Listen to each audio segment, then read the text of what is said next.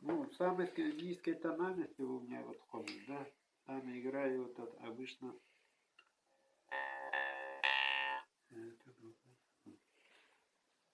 Сколько времени уходит на изготовление одного? На изготовление, да? Да, вот этого.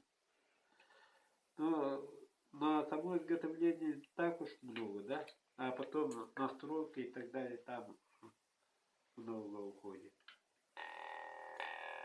Тимур-то снимал, сколько времени было там? Где-то часа 3, да? Да.